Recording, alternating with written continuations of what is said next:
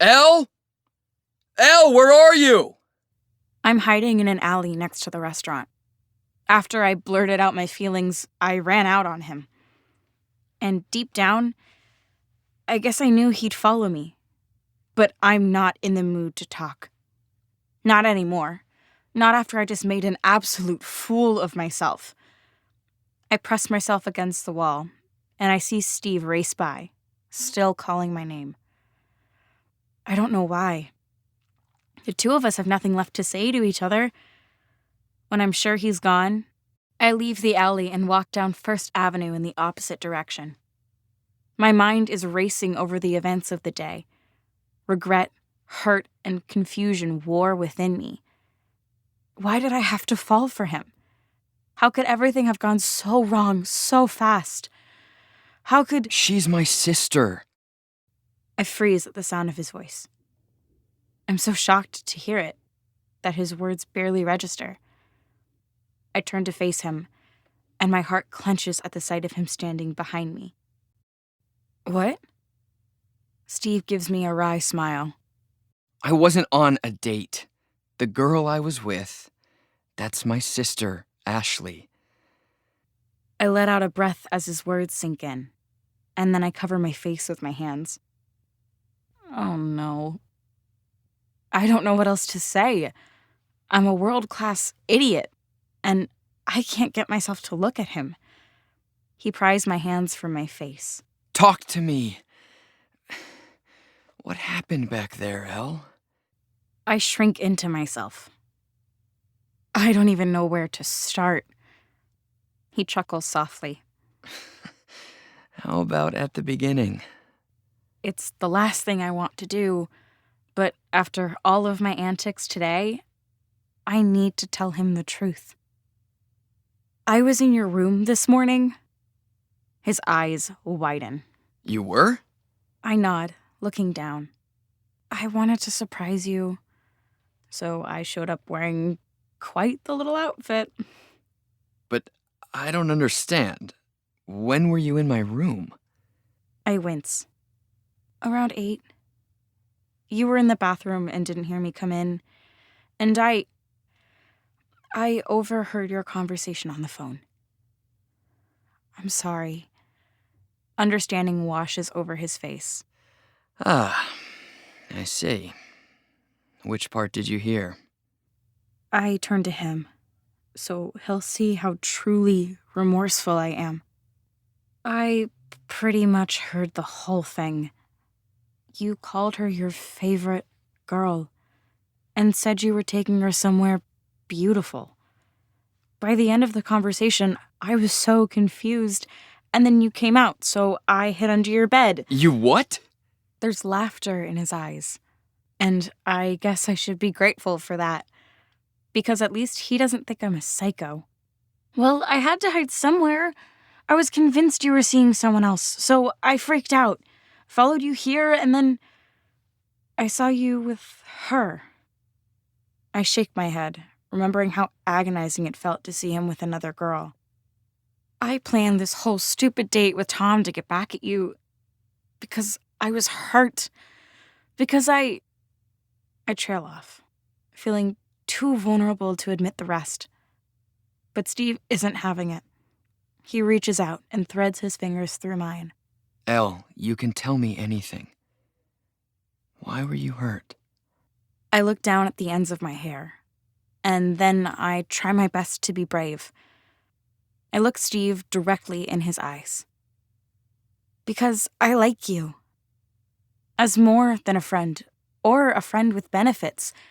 I know I'm not supposed to. I know that's not what we agreed on. I sigh. But it's the sad truth. I realized it today while I was under your bed. I'm so sorry. I failed. Again. Steve is quiet after my speech, and I don't blame him. I really lost it today. In fact, I probably lost his friendship, too. Who would want to deal with this craziness? But to my surprise, he reaches over and pulls me toward him. He tucks a lock of hair behind my ear, and I shiver, getting lost in his eyes. You didn't realize it until this morning? Huh? I realized I wanted more from you after our first kiss, but I didn't know how to tell you. And after what we agreed on, I was scared to tell you. But I've been wanting to ask you out on a real date for weeks now. My heart jolts in my chest. You have? Mm-hmm.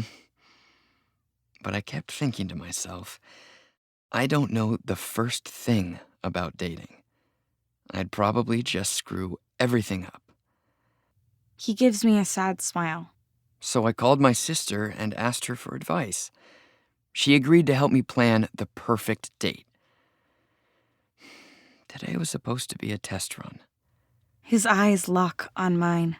I wanted to be ready when I took you out, to give you the date that you deserve. My heart soars at his words.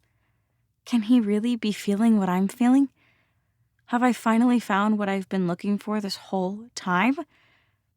I'm suddenly so happy. I grab his face in both my hands and press my lips to his. I feel that familiar avalanche of emotion coursing over me. After a few moments, I pull back and look into his eyes. I'm really sorry, Steve. Sneaking under your bed, spying on you, making all these assumptions. I don't know how I'll ever face your sister after this. I have no idea what came over me. He squeezes me tightly. I think I have an idea. Probably the same thing that came over me when I saw you with Tom. I felt... He looks away for a second, as if composing himself. It was awful. We stand there, gazing into each other's eyes.